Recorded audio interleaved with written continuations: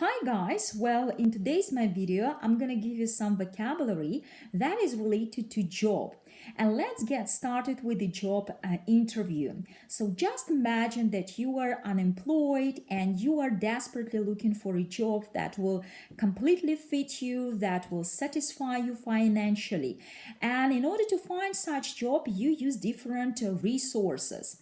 It might be just simply a job application where the list of different jobs is presented, and you can choose the one that will fit you and you can directly apply for a job. Or you might ask for a professional help. This might be a job recruitment agency. This agency actually connects a potential employer with a candidate and they try to find a perfect match. But the drawback is that you have to pay commission after. Well, simply you can say to your friends, so that I'm job hunting, and so if you know someone who is looking for the candidate like me, so please tell them or please tell me. Or you can go to a job fair. So job fair is actually kind of the market where different where you can find different employers in real time, and so you can approach them and you can discuss different things in real time, like not online, but just directly talking to them. So this event is usually organized by educational organizations, by government, and this also might be helpful to find their dream job. Well, you found the job, you applied, and now you have an interview. And so your potential employer look at your CV. It's a document that presents everything about you. So your qualification, your background, the experience that you had, and so where he can see your strengths, the weaknesses, and you might have some additional questions. Well, so during the interview, you discuss different things, you negotiate your salary sometimes. You also might clarify what the requirements are. One of the requirements, for example, might be the ability to work to tight deadlines. What it means, so that you have to fulfill your job in a short period of time. So you try to clarify other stuff. So the other requirement, for example, might be so to have a strong team work skills. And so you might ask what exactly they want, and you might be tested, for example, for your critical thinking if it is one of the requirements. And so the future and potential employer might also say to you that they have some bonuses for the extra work that you do, incentives. This is kind of the encouragement. It encourages and motivates employees to fulfill their job, and so to get the successful outcome. And the more they do, the more money they have in the end, kind of the bonuses. And there might be also perks. So this something like a additional benefit to your salary. This might include a company car, free meal. This might be free gym membership. It depends on the company what exactly they want to include into perk list. So if you are a successful candidate, if you are chosen among others, so here you are. So welcome to our team.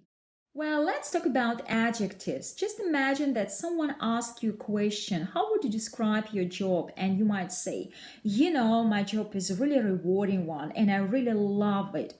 And what does it mean when you say that the job is rewarding? It means that you have the sense of satisfaction, sense of fulfillment. Your job is actually aligned with such things as your individual values, your interests, your goals, and so you get financial and emotional benefits of what you do. And so the great example of a rewarding job might be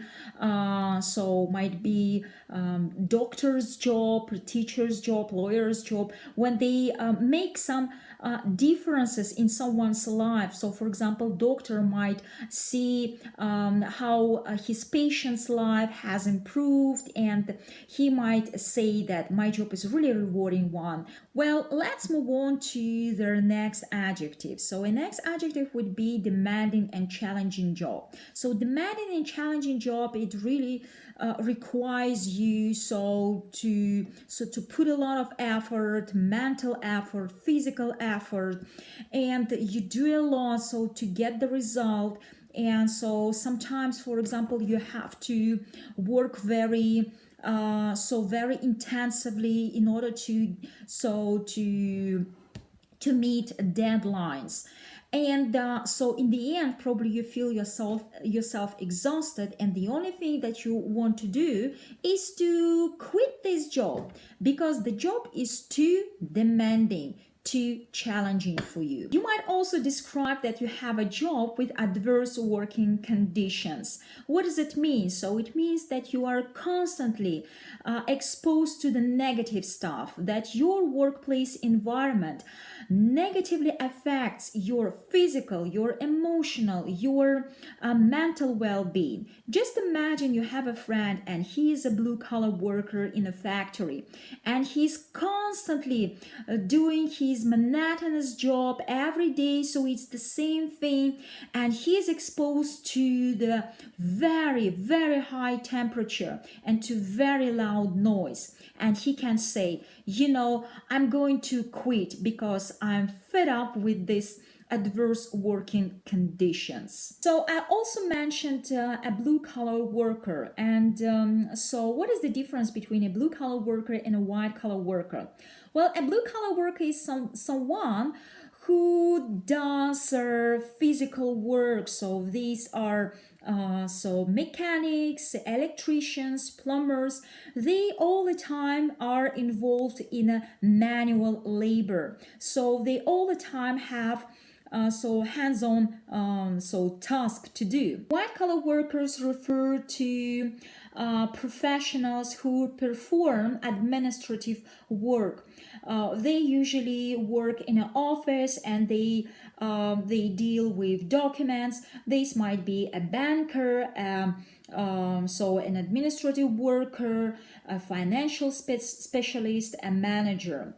What is interesting about these two words, white and blue-collar worker, is that they are originated from the clothes that they wear. For example, if we talk about the white-collar worker, we have an image of someone who wears something white as a top, like a white short, for example. And a blue-collar worker wear denim. And we know that the denim, it's a jeans, and it has blue color. So just a little bit information to make it easy to remember these two words. You can be hired, but you also can be fired. And there are different expressions to say this. You can say, I got the suck, I was sucked, I got fired. But you also can say, if the circumstances of your living is different, when it's not your fault, you can say, I was laid off, or I was made redundant. And what does it mean? As I said, that it's not your fault. It might be the process of the downsizing. So downsizing, it's the process when company decides to cut the cost, to reduce the number of employees, and like that, they want to improve the efficiency of the company. So the company is going through the process of downsizing, and you were made redundant. Whatever reason is, you, for example, just want to leave your job. And so the day when you decided, you hand in a letter of resignation, or you hand in a notice. What is it? A letter of resignation tells your employer that you have an intention to leave the job, and you give a paper where is written your name, and mention the reasons why you leave the company. So the day when you were handing resignation, the resignation announcement, and the day you leave the job, between this there is a period, and during this period your employer tries to find someone, instead of you, to fill this position, and so to give the job to someone else. This is it. So this is what I wanted to give you today. We started from a job interview and finished with the firing process. So it might be bad, so firing, but sometimes it might also open our the door for new opportunities. So it doesn't mean that we finished with something negative. That is it, and see you guys in my lessons. Bye bye.